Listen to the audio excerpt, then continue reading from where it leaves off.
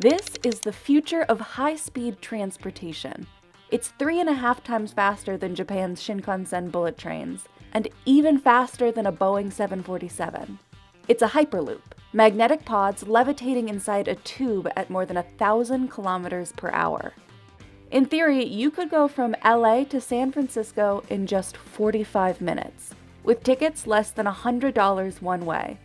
This technology could make working and living in two different cities a norm, while also creating a world with less congestion and pollution. Yes! And with a successful human test ride in November 2020, we could be less than 10 years away from it becoming reality. The concept of the Hyperloop became widely popular in 2013 thanks to Elon Musk's 58-page Hyperloop Alpha paper that outlined the design, cost, and safety of the concept. But the technology to bring it all together commercially was only recently fine-tuned, namely magnetic levitation, or maglev.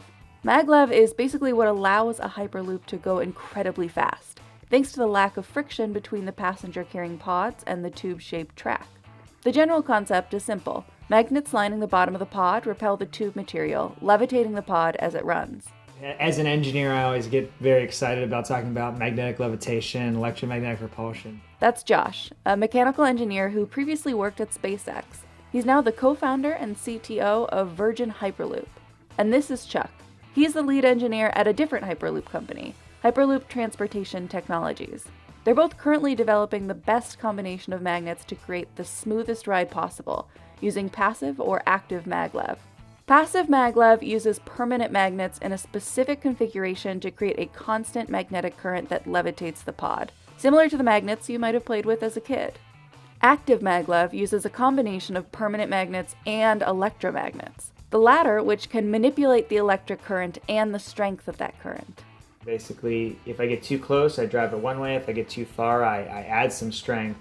And so you can kind of think of it as balancing out. And so if there's bumps in the track, if there's all this, I have a system which we basically use as an active control system to make that ride smooth. And while you might think this sounds similar to existing maglev trains, the Hyperloop concept removes a key element that holds a lot of trains and planes back: air resistance.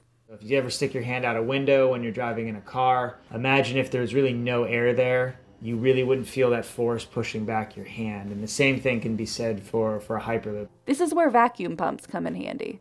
Both companies are installing pumps along the tube.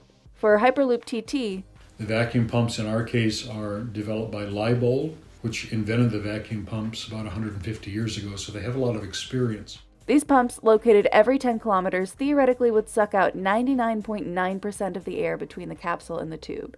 Removing air drag could be the difference of some 800 kilometers per hour. Theoretically, you could go even faster than the speed of sound, but that's toying with some fun things that we'll do later on. It's going to take a little bit more time before we go supersonic, though. First, the companies have to prove the tech is safe, which is why this scene is so important. Yes!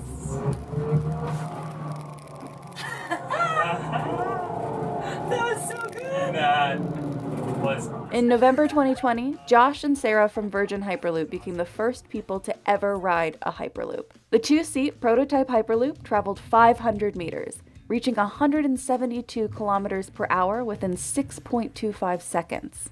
You felt a bit of force back in your seat.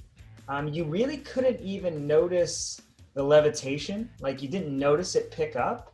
But what you did notice is there wasn't that kind of jerkiness. The camera didn't do it quite justice because the camera was bouncing around a bit more than we were. And it was, a little bit more of like a cushion or like a pillowy type of feeling. You could process everything that was going on around you. You're basically coasting and you're floating on an idea that was nothing more than something on a piece of paper not all that long ago. While the ride proved its safety, the company wants to work more on the experience. And the actual Hyperloop will be much bigger too, holding 28 or more passengers, with the ability to move 30,000 passengers an hour. But to get to this point, there will be more testing involved for both companies. Lots of things have to happen between now and then. The Hyperloop construction, the route is one thing. The integration with the stations is another, and that takes a partnership with the communities. And Hyperloop TT is currently in the works to build and test a full-size project in Abu Dhabi. Its first potential U.S. project will run from Chicago to Cleveland. Virgin Hyperloop will be building its new certification testing facility in West Virginia in 2022, including a 9,600-meter track to be used for testing and establishing regulatory and safety guidelines. Around 2025, we're intending to certify a fleet of vehicles, of the 28 passenger vehicles. Virgin Hyperloop has plans in Dubai, India, and more, with stateside plans for the Midwest, North Carolina, and Texas.